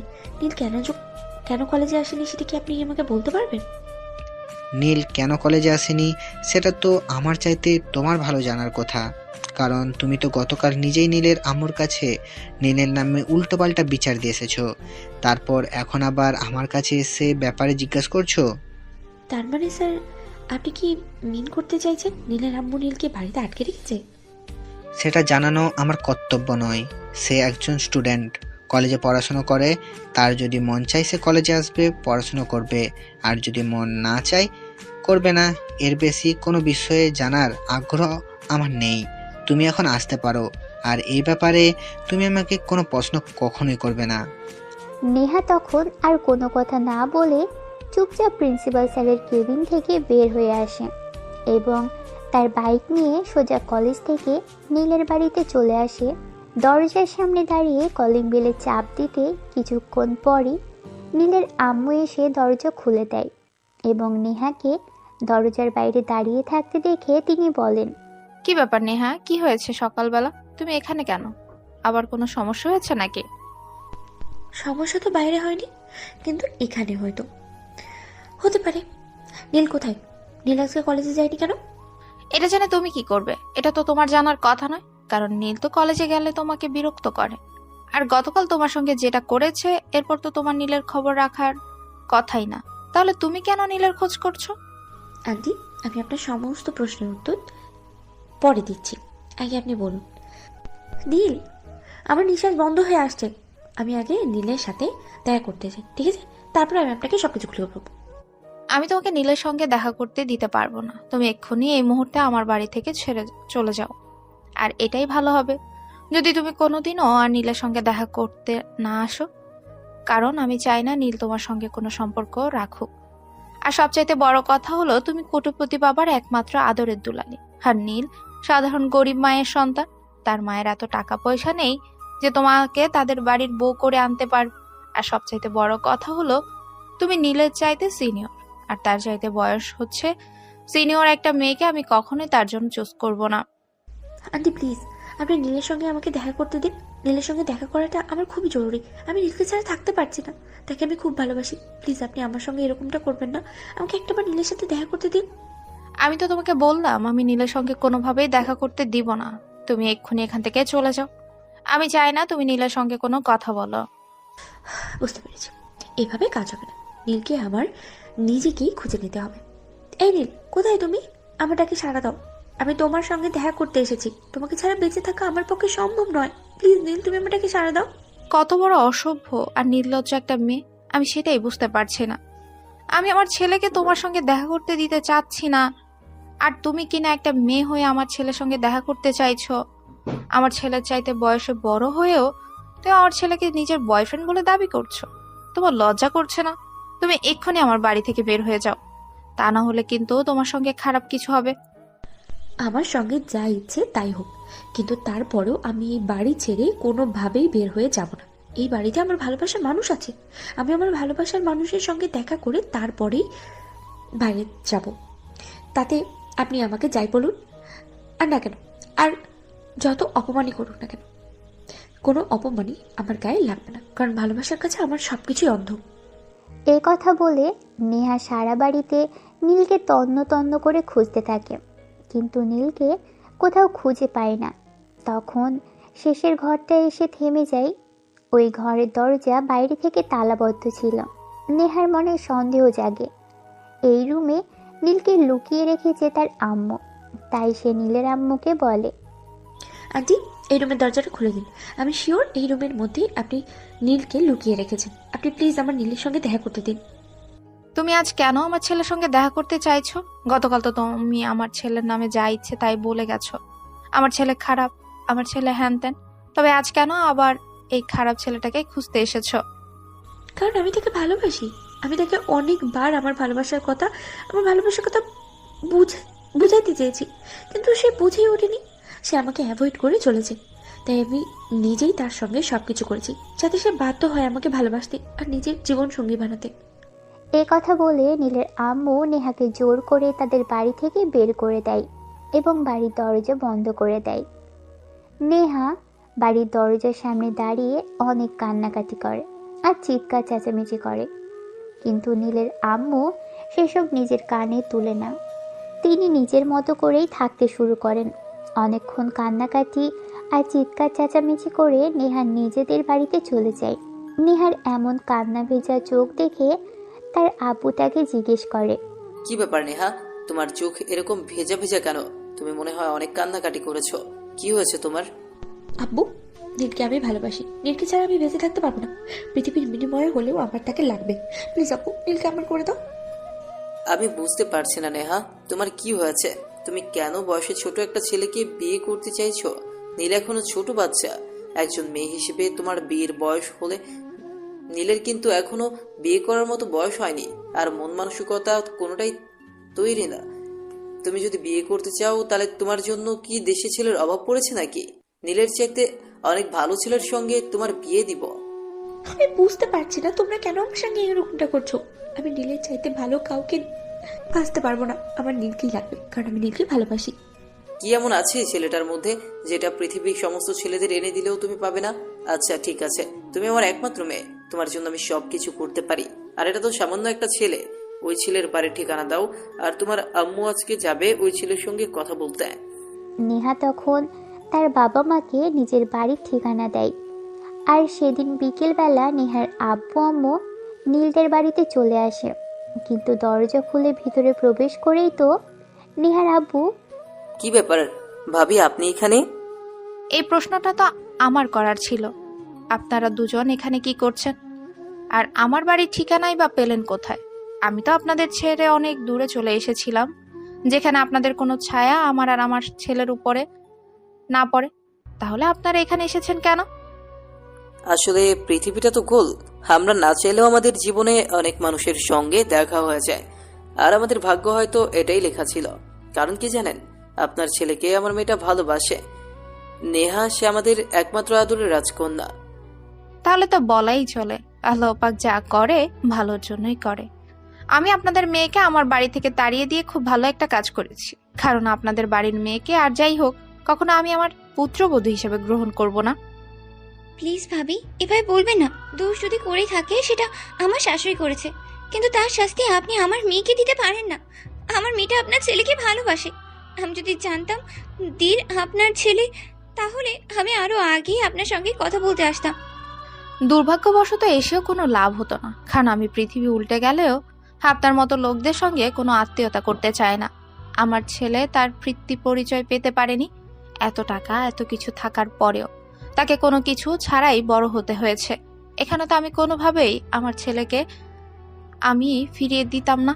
ছেলেকে অনেক কষ্ট করে মানুষ করেছি, আর কষ্ট পেতেও চাই না। আমার ছেলে বড় হবে, পড়াশুনো করবে, তারপর চাকরি বাকরি করবে, আর মা ছেলে মিলে খুব ভালোভাবে চলে যেতে পারবো। আর বিয়ের প্রসঙ্গ যদি আসে, তাহলে আমি বলবো আমি আমার ছেলেকে গরিব ঘরের একটা মেয়েকে বিয়ে করাবো, যাতে আমার ছেলেটা আর কিছু না হলেও শ্বশুর বাড়িতে অন্তত তার প্রাপ্য সম্মানটুকু পায়। প্লিজ ভাবি, আপনি আমার মা আর ভাইয়ের করা ভুলের শাস্তিটা আমার মেয়েকে দেবেন না। আমার মেয়েটা আপনার ছেলেকে খুব ভালোবাসে। তাছাড়া আমরা জানতাম না যে নীল আপনার ছেলে। কিন্তু ভাবি, বিশ্বাস করেন, আপনার ছেলেকে হারালে আবার মেয়েটা বেঁচে থাকবেই না। প্লিজ আমাদেরকে সন্তান হারা করবেন না। একজন মায়ের কাছে এটা আমার আকুল আবেদন। সেদিন কোথায় ছিল আপনাদের এসব আবেদন, যেদিন আমার সন্তানটাকে পিতৃ পরিচয়হীন করে আপনাদের বাড়ি থেকে বের করে দেওয়া হয়েছিল? সেদিন তো কেউ আমার পাশে এসে দাঁড়ালো না। কেউ একটা বার বলেনি একটা সন্তানের পিতৃ পরিচয় কতটা প্রয়োজন। তাহলে আজ কেন আপনারা আপনাদের সন্তানের জন্য আমার কাছে এসেছেন? আজ তো আমি আপনাদের কোনো কথাই শুনবো না।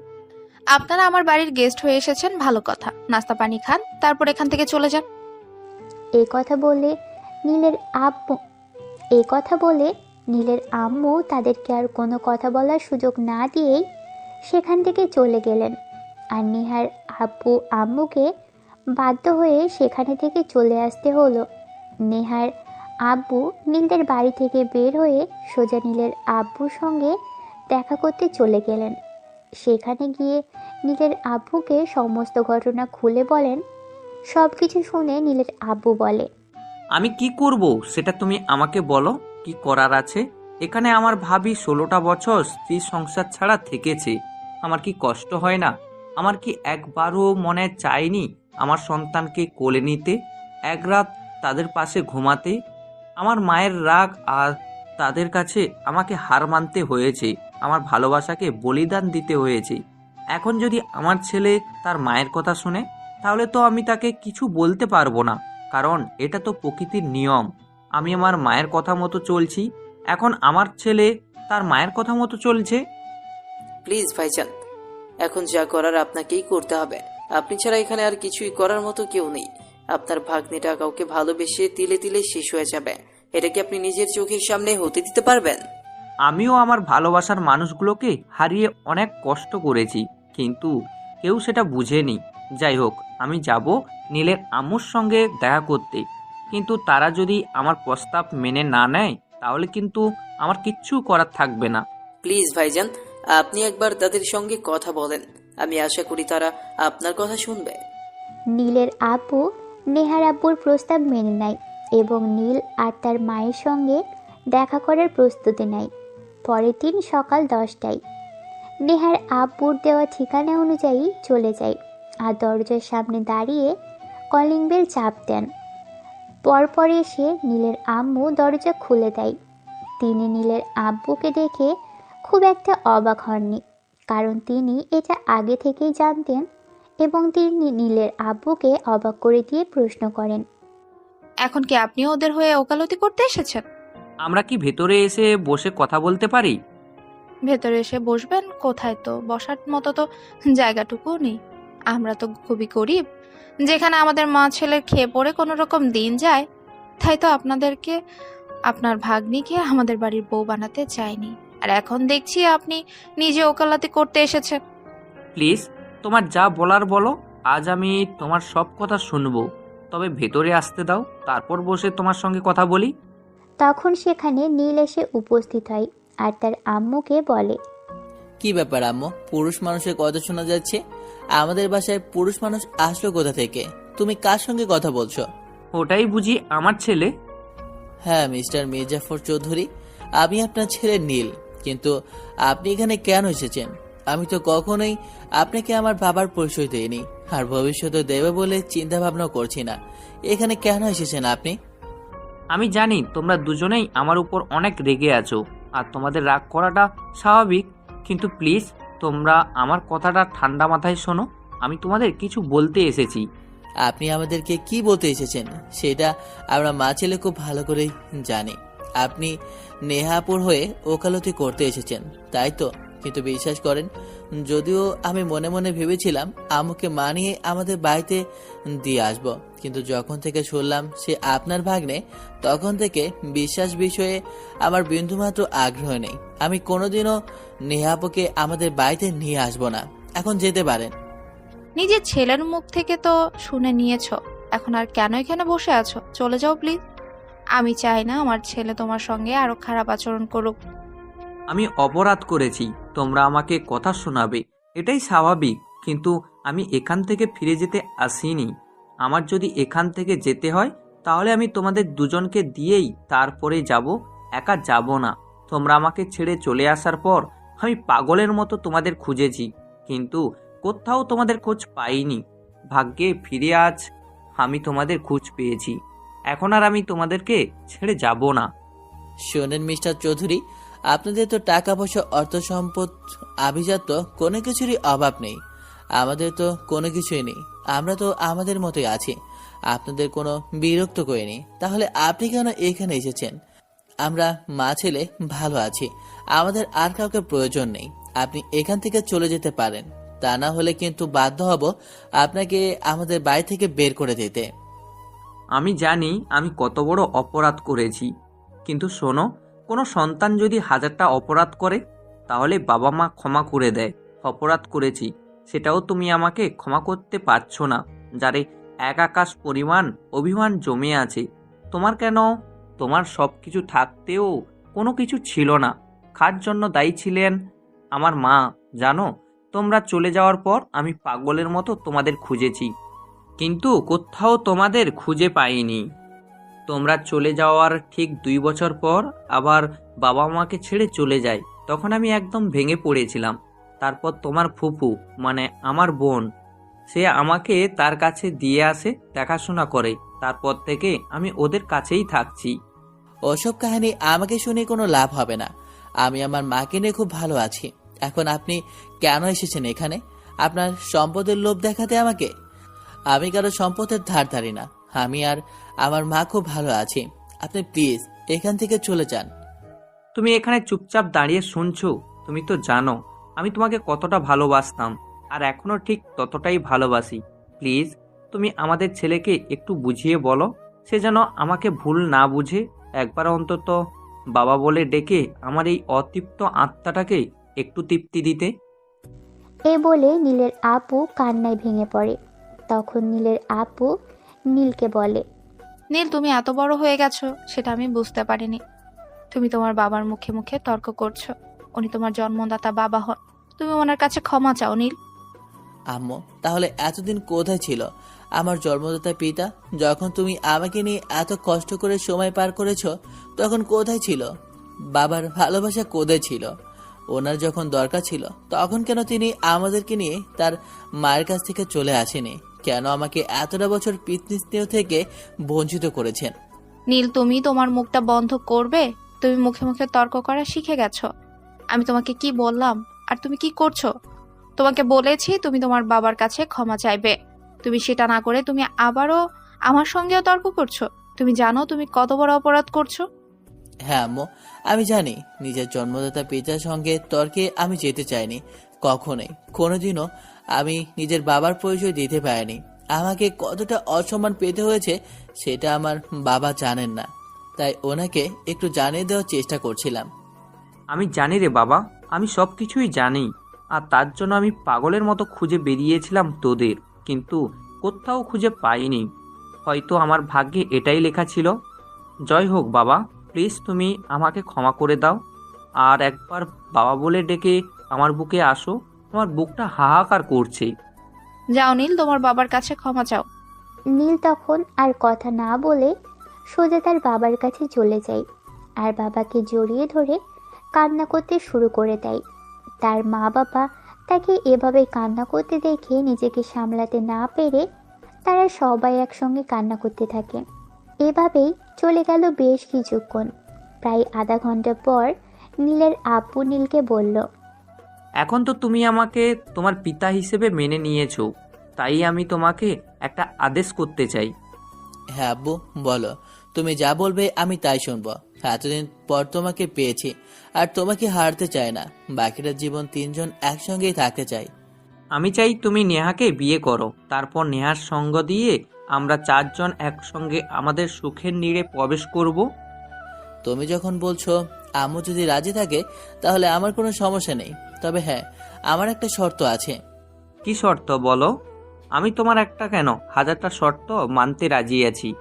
আমি নেহাপুকে বিয়ে করার সঙ্গে সঙ্গেই তোমাকে আবার নতুন করে আম্মুকে বিয়ে করে স্ত্রীর মর্যাদা দিয়ে ঘরে তুলতে হবে। তাহলে আমি তোমার কথা মেনে নেব। এই ব্যাপার? ঠিক আছে, কোনো সমস্যা নেই। তুমি যা বলবে আমি তাতেই রাজি আছি। তাহলে একসঙ্গে 2টো বিয়ের অ্যারেঞ্জ করা আমরা শুরু করি। এ বলে সেদিনকার মতো নীলের আব্বু সেখান থেকে চলে যায় আর নেহার আব্বুকে গিয়ে সব খুলে বলে। সব কিছু শোনার পর নেহা তো খুশি। নীল, তুমি সবকিছু সত্যি বলছো তো? তুমি সত্যি আমাকে বিয়ে করবে? আমি স্বপ্ন দেখছি না তো? সবকিছু সত্যি তো? প্লিজ বলো আমার। তুমি কোনো স্বপ্ন দেখছো না। তুমি যা শুনেছ একদম সত্যি শুনেছ। আমি তোমায় বিয়ে করেছি। এখন তো আর তোমার কোনো আক্ষেপ নেই। আরে না, একদম না। আমি আমার ভালোবাসার মানুষটাকে নিজের করে পেতে চলেছি। আমার আর কোনো আক্ষেপ থাকবে না। আমার মতো খুশি তো পৃথিবীতে আর কেউই নেই। এ বলে নেহা ফোনটা কেটে দেয়। আর এইদিকে দেখতে দেখতে 1 সপ্তাহ কেটে যায়। দুজনে একসঙ্গে অনেক চলাফেরা, ঘোরাঘুরি, আনন্দ করে সময় কাটায়। সব কিছুই তাদের মধ্যে হতে থাকে। দেখতে দেখতে বিয়ের কেনাকাটা থেকে শুরু করে সব কিছু প্রায় হয়ে এসেছে। এখন শুধু বিয়ে হওয়ার অপেক্ষা। এরপর প্রিন্সিপাল এসে বলে, কি ব্যাপার নীল, তাহলে অবশেষে তুমি নেহাকে বিয়ে করছো আর আমাদের একবার দাওয়াতটাও দিলে না? স্যার, দাওয়াত দেওয়ার তো দায়িত্ব আমার উপর নয়, আমার বাবা মায়ের ওপর। তারা নিশ্চয়ই আপনাকে দাওয়াত দেবে। হ্যাঁ, তারা আমাকে দাওয়াত দিয়েছে, কিন্তু তারপরও আমি তোমার সঙ্গে দেখা করতে এসেছি। আসলে কি জানো, আমি আগে থেকে জানতাম নেহার সঙ্গে তোমার পারিবারিক সম্পর্ক আছে, কিন্তু তুমি যেহেতু বিষয়টা জানতে না আর তোমার মা চাইতো না তুমি এই বিষয়ে জানো, তাই আমি তোমাকে এতদিন কিছু বলিনি। যাই হোক, এখন যেহেতু তোমার ঝামেলাগুলো সব মিটে গেছে, এখন তো আর কোনো ঝামেলাই থাকলো না। তোমাদের ভবিষ্যৎ জীবনের জন্য অনেক অনেক শুভকামনা রইল। খুব ভালো থেকো। এভাবে চলে গেলে চলবে না। আপনি আমাদের কলেজের প্রিন্সিপাল, আপনাকে অবশ্যই আমাদের বিয়েতে থাকতে হবে। আর আপনি তখন আমাদের আশীর্বাদও করবেন। আচ্ছা বাবা, ঠিক আছে, কোনো সমস্যা নেই। আমি নিজে দাঁড়িয়ে থেকে তোমাদের বিয়ে দেখব এবং তোমাদের আশীর্বাদ করব। আমার সিনিয়র ছাত্রী আর জুনিয়র ছাত্র বিয়ে করছে কিনা থাকতে তো পারি। এরপর প্রিন্সিপাল চলে গেল। এর কয়েকদিন পরেই এগিয়ে রইল তাদের সুখময় দিন। আজ নেহা আর নীলের বিয়ের কাজ সুসম্পন্ন হয়েছে। দুই পরিবারের উপস্থিতিতে মহা ধুমধাম করে সঙ্গে তাদের বিয়ের আয়োজন হয়েছে। শুধু যে বিয়ে হয়েছে বললে ভুল হবে, নীলের আব্বু ও নীলের আম্মুকে বিয়ে করে ঘরে তুলেছে। তাদের বাড়িতে 2টো বাসর ঘরের ব্যবস্থা করেছে। এটা দেখে প্রিন্সিপাল প্রশ্ন করে, কি ব্যাপার, আমি বুঝতে পারলাম না, তোমাদের বাড়িতে 2টো বাসর ঘরের ব্যবস্থা কেন করা হয়েছে?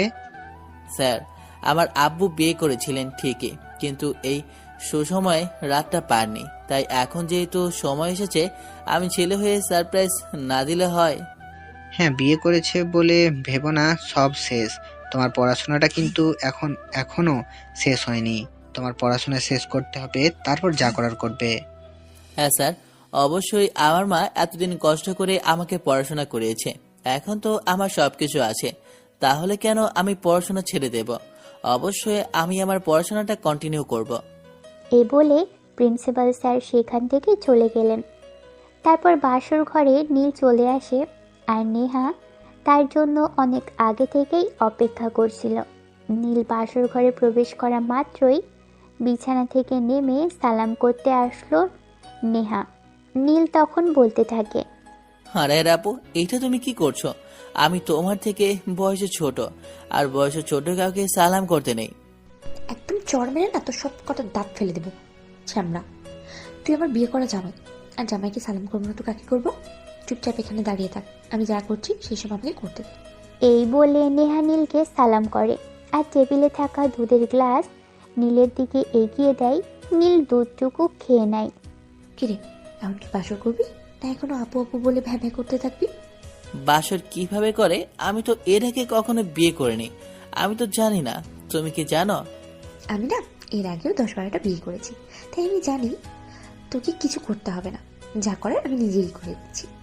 এ বলেই নেহা নীলকে ধাক্কা মেরে বিছানায় ফেলে দেয় আর সে নীলের বুকের উপর উঠে বসে। তারপর নীলের ঠোঁট দুটোতে ইচ্ছে মতো কিস করতে থাকে।